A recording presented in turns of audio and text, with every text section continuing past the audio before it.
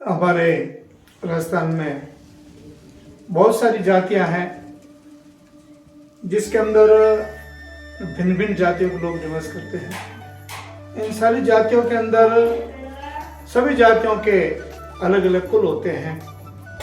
जिस प्रकार पिड़ियार है, राठौड़ है, चौहान है, इसी प्रकार हर जातियों के अंदर अलग अलग गोत्र हैं और उन सब गोत्रों के अंदर सभी जातियों के अंदर एक ही प्रकार के जो गोत्र होते हैं उनके कुल देवी और कुल देव एक ही होते हैं। आजकल भिन्न भिन्न लोगों को मिला करके हम व्हाट्सएप ग्रुप बनाते हैं, फेसबुक ग्रुप बनाते हैं, उसके अंदर भिन्न भिन्न प्रकार के लोगों को लिया जाता है। इसी प्रकार सभी जातियों के अंदर एक ही कुल के लोग बहुत सारी जातियों के अंदर मिलते हैं। उनके प्रत्येक कुल के अलग अलग अपने अपने देवता होते हैं। हमको हमारे अपने जो सबके अपने अपने जो कुल देवी और देवता है उनका ध्यान करना चाहिए, उनकी स्तुति करनी चाहिए, उनको प्रणाम करना चाहिए, सुबह और शाम उनकी पूजा अर्चना करनी चाहिए।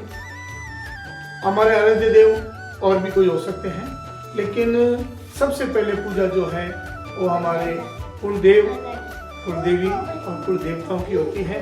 उसके बाद में हम आराध्य जो हमारे देवता है उनको हम याद कर सकते हैं।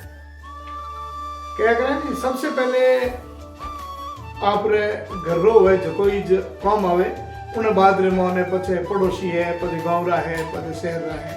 तो इन्हीं तरीके हूँ अपने जो सब अपने अपने जो कुल है उन सब कुल के जो देवता होते हैं उनको स्मरण करने से वो हमारा भला सोचते हैं, भला करते हैं, उसी से हमारा कुल चल रहा है। जिस प्रकार पिड़ियार गोत्र के कुल देवी गाजना मातेश्वरी है और गाजना माता का पुराना नाम गजेनी नाम से जानते थे और ये चामुंडा मातेश्वरी का एक रूप है जिसको हम पहले गजेनी गजेनी गजेनी के रूप में मानते थे और गजेनी गजेनी करते करते फिर इनका जो नाम है वो गाजन माता के रूप में हो गया। गाजन माता का स्थान धर्मधारी नगरी जो पाली चोटीला ओम बने से थोड़ा सा आगे धर्मधारी नगर है, वहाँ पर हमारी मातेश्वरी जो गाजना माता है उनका वहाँ पर स्थान है। वहाँ पर 7 बहनों का स्थान है जिसमें चामुंडा मातेश्वरी भी शामिल हैं और ये पिड़िया गोत्र की कुल देवी हैं और कुल देवता के रूप में भगवान श्री विष्णु स्वयं हैं और इनके साथ में एक सीमा के रखवाले भैरू जी होते हैं जो हमारे गोरा भैरू जी हैं और मंडोर के गोरा भैरू हैं। काफ़ी लोगों को पता नहीं है, कोई किसी भैरू को मानते हैं, कोई किसी भैरू जी के पास जाते हैं, लेकिन हमारे मंडोर के भैरू जी हैं और गाजना माता जी हैं। और इसी प्रकार इंद्र सिंह जी पिड़ियार जो है उन्होंने इंदा वंश चलाया, वो भी गाजना माता जी के ही भक्त हैं। इसी प्रकार पिड़ियार गोत्र मेन गोत्र है और इन पिड़ियार गोत्र के अंदर बहुत सारे जो गोत्र हैं जो जाटों में हैं, जो अन्य जो जातियां हैं उन सब के अंदर गोत्र हैं, उन सब के अंदर ये गोत्र हैं। जैसे चौधरी जाट समाज है, इनके अंदर जाखड़ है, तो ये भी पिड़ियारों में से निकले हुए हैं। इसी प्रकार पिड़ियार गोत्र जो है वो भिन्न भिन्न जातियों के अंदर है। उनकी कुल देवी जो देवता है वो गाजन माता है, देवता स्वयं विष्णु है और गोरा भैरू जी के अंदर हम आस्था रखते हैं। इसी प्रकार अन्य जो कुल है जो उन सब के अपने अपने देवी देवता हैं।